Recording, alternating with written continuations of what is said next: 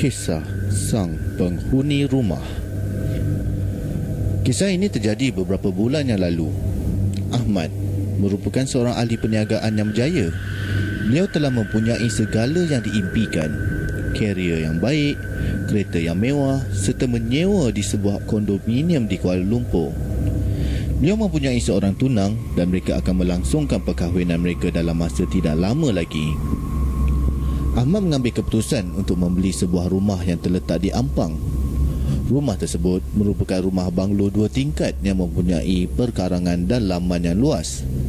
Pada mulanya, dia amat sukar untuk dimiliki kerana prosedur-prosedur yang susah kerana pemilik terdahulu rumah ini telah lama meninggal dunia.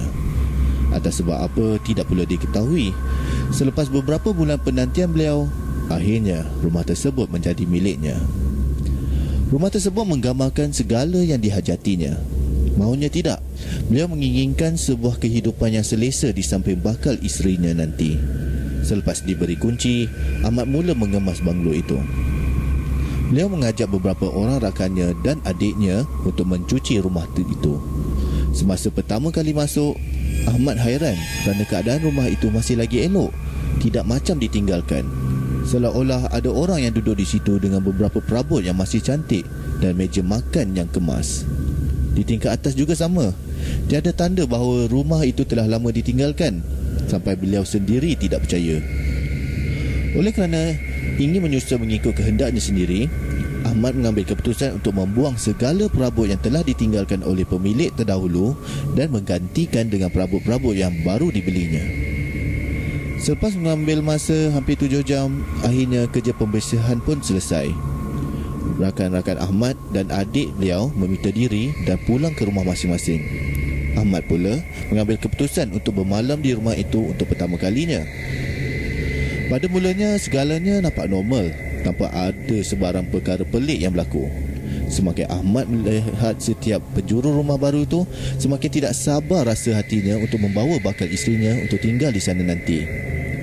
Tepat jam pukul 12 malam, Ahmad cuba berbaring di atas katilnya.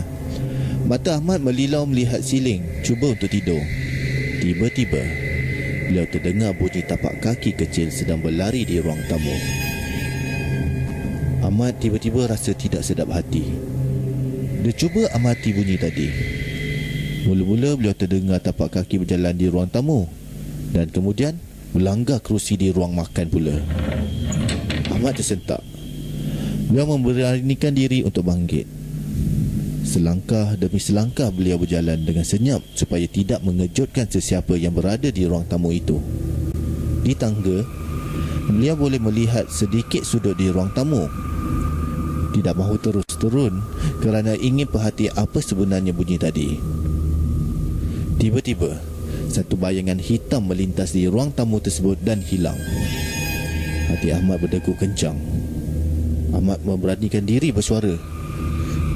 Siapa di bawah sana? Namun tiada jawapan.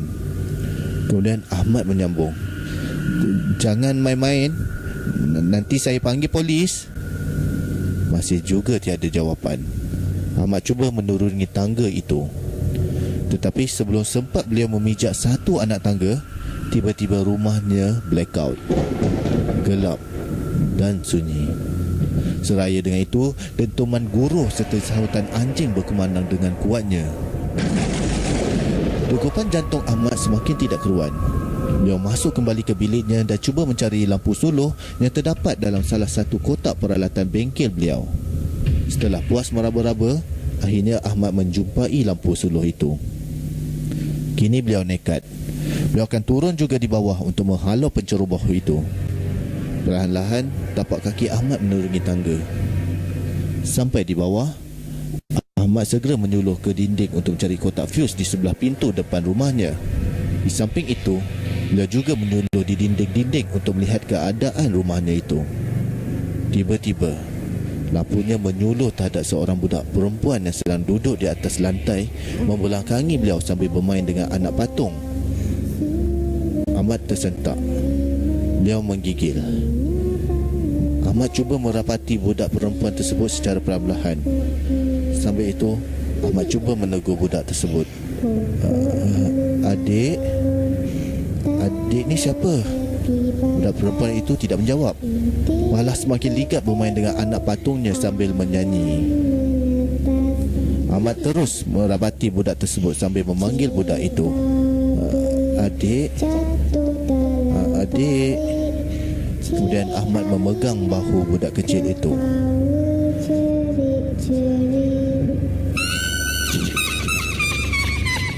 Ahmad pusing ke belakang dan lampunya tersuluh terhadap satu muka yang sangat menakutkan. Matanya berdarah serta giginya bertaring panjang. Ahmad terkejut lalu terjatuh ke belakang. Lampu suluhnya berguling ke dinding. Dan dalam sama-sama gelap itu, beliau nampak lembaga berkain putih itu merapati beliau. Beliau pun bingkas bangkit dan berlari mendapatkan lampu suluh dan terus naik ke atas semula. Beliau kunci pintu dan duduk di atas katil beliau. Ahmad cuba membaca ayat kursi sambil memejamkan mata. Walaupun tidak lancar, tetapi dia cuba juga. Sambil-sambil beliau membacanya, pintu bilik beliau diketuk kuat seolah lembaga tadi ingin merempuh pintu itu. Ahmad terus membaca sambil menutup matanya. Setelah beberapa ketika, bunyi ketukan itu pun berhenti. Ahmad segera mengambil telefon bimbitnya dan cuba menghubungi polis untuk melaporkan apa yang terjadi. Setelah panggilannya disambut, beliau terdengar satu suara yang pelik di telefonnya. "Kemana kau ingin lari?" Dan dalam sama-sama gelap itu, Ahmad terlihat lembaga itu berada di sebelahnya. Ahmad menjerit sekuat hati dan akhirnya pengsan sehingga ke pagi esoknya. Setelah disiasat dengan ejen rumah beliau, Ahmad diberitahu bahawa pemilik terdahulu rumahnya itu sebenarnya mati kerana membunuh diri kerana tidak tahan dengan gangguan yang sama Ahmad hadapi malam itu. Sebenarnya, tanah binaan rumah itu pada asalnya merupakan sebuah dusun dan terdapat banyak pokok pisang. Dan oleh kerana ingin membina kawasan perumahan, pokok-pokok pisang itu ditebang. Barangkali penghuni pokok itu ingin mengambil haknya kembali.